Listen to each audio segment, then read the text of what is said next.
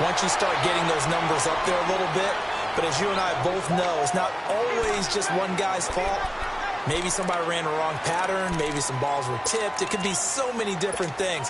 Bottom line, though, it comes back to the guy throwing them.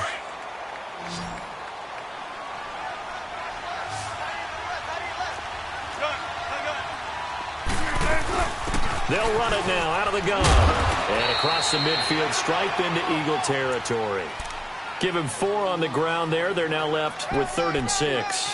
I think you'd have to say defensively, these guys are doing their job pretty well, right? Yeah, we talked about them holding them under 20 points, right, on defense. And they've done that. They've held them. The problem is their own offense hasn't answered their challenge, which was to score more. Yeah, exactly. I remember you saying magic number was right around 20, and the offense has been the issue. You're right. He gets it to Brown. Good play.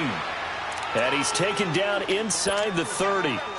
And the play goes for 19 yards. Gives him a new set of downs. Clock running, under 4 to play now as they come up on 1st and 10.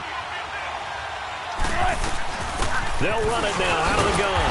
And maybe a measure of revenge there. He's had his way in this one, but this time they get him behind the line. Call it a loss of 2 on the play. And it'll be 2nd and 12. Clock continuing to run. They'll probably wind this all the way before snapping it on 2nd down.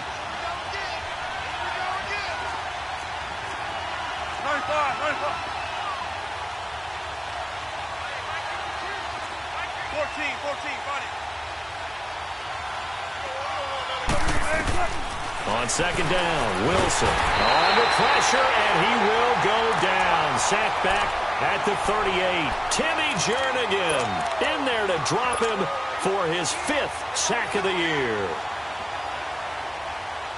Possibly a turning point. Big play coming. This is 3rd and long. They go play action now. Wilson sliding out of the pocket. He's going to run, but he's got a long way to go. And he is out of bounds inside the 30. The scramble good for a nice gain of 10 yards, but still 4th down. I like his thought process and his ability to move and get downfield. But what I didn't like was the final decision, to go out of bounds. They want to keep the clock moving. Instead, they give the defense an extra timeout. So they get the 3, but you wonder now, is that going to be enough? Excellent question, because when I look at the smiles on that side of the field, they're a little tight, aren't they? If they had scored a touchdown there, those would be big half-moon grins right now because they'd feel a whole lot better about their position. And a touchdown in the other direction, all of a sudden they're down. The Eagles offense now, they head back on the field. They are looking to make a bit of a 180. They are sputtering right now. And frankly, I think it's time to call your playmakers together and say, all right, guys, we're going to lean on you through this patch. We need you to get us back on track and get us going in the right direction. So you're calling plays geared to them. Not necessarily what you look at your plays, oh, this hurts the defense. I want the ball in the hands of X, Y, and Z and see if we can move forward. So don't get too cute. Go to the playmakers.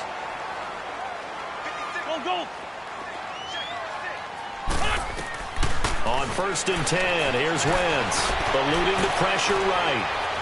The ball comes out, and the ball ends up out of bounds, so it'll be a loss on the play. I don't know about you, but I could hear and feel the sigh of relief all the way up here in our booth. That was palpable. The sideline, the friend there. No doubt about it. Ball goes over the sideline, able to retain possession, no turnover.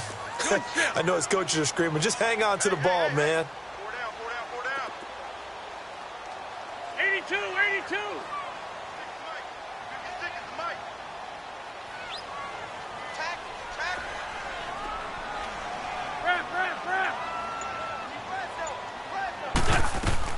On 2nd down, here's Wentz.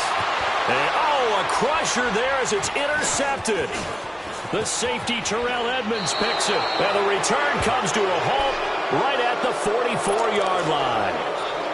Just a little bit of a rough stretch. 6 interceptions now in these last 2 weeks combined. I know the easy thing is to go back to mechanics, footwork, things of that nature. I'm also wondering, is he getting fooled by what he's seeing on defense? Has the scouting report changed? Are they showing him things different than what he expected? For the 2nd week in a row, he's throwing it to the guys in the wrong color shirts. Yeah, he better figure, whatever the reason is, he better figure it out.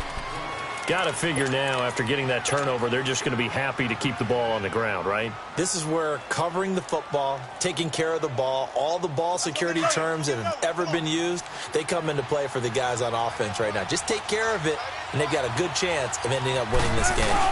They'll go again with Bell. Pretty move. And he is met in his tracks behind the line of scrimmage. And defensively trying to beat the 2-minute warning with a timeout, and they do. Calling it with 2:04 left.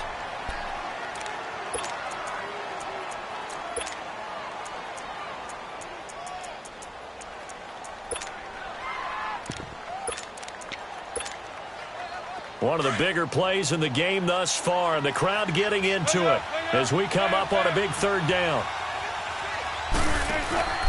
Play action. It's Wilson. And he can't get a throw off. He's taken down. What a huge play at this point in the game. Time for a break. We'll come back for the electrifying conclusion after this.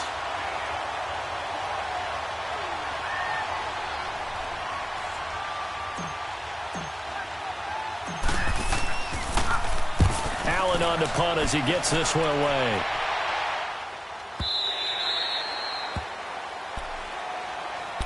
Here's the Philadelphia offensive unit now as they head out to take over possession. They're sort of seeing themselves spiral out of control. Let's see if they can get things back on track.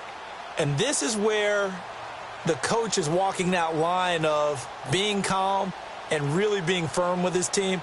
I had one tell me once, when we were having a tough patch, this too shall pass, this too shall pass, and then finally we kept having a rough patch. He said, but you've got to do something to make it pass, and that's what they have to do. They've got to get some control back, get themselves reasserted, and calm things down. See if they can get calm and reassert themselves here. And he's able to plow forward up to about the 29, just shy of the 30. 9 yards is the pickup there, and they'll have a 2nd and 1.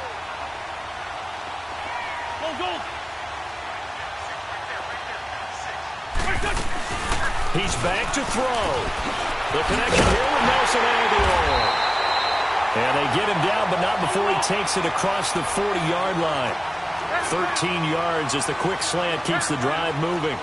Obviously a big first down right there. Yeah, they still got to hustle. They've got to get up to the line of scrimmage and get set. But I don't think necessarily you need to spike it, but they've got to continue to move quickly. He's going to flip one out here to his running back.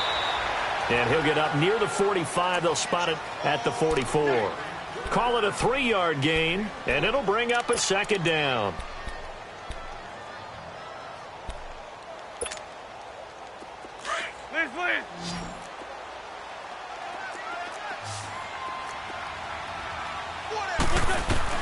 They'll look to throw.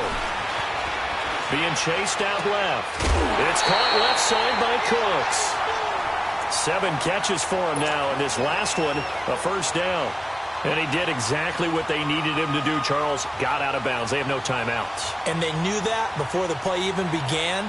Still executed it. How many times have we seen it happen where you know it, yet a guy's still looking for a timeout or trying to stay in bounds? He got it done. So signs of life in what's been a dormant offense in this second half. Here's 1st and 10.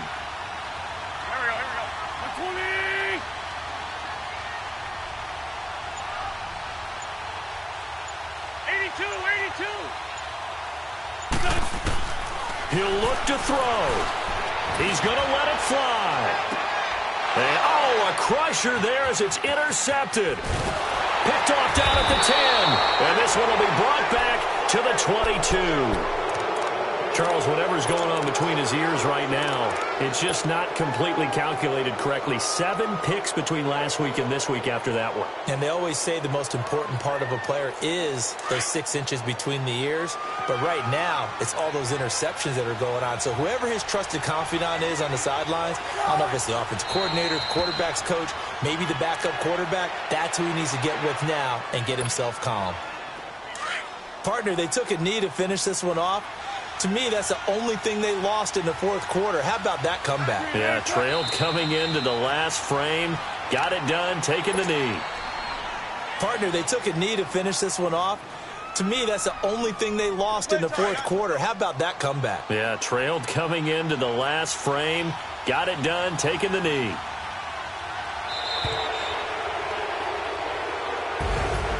Well, partner, there's something special about a game in the snow. Just always fun in these elements, although a little chillier up here in the open-air booth. The only thing that's not fun is that we got the mid-game notification that our flight was canceled tonight, but we'll deal with that later. It was really a fun game to watch, though. It was, and there is something special about games played in the snow because the element of surprise really kicks in. You don't know how they're going to handle the ball, if someone's going to make a dramatic play just out of nowhere, and all of a sudden it just changes the course of things. But a big shout out to our crew to make sure that we were comfortable up here, as comfortable as one could be. In these elements, they took care of us and made sure we were dressed properly.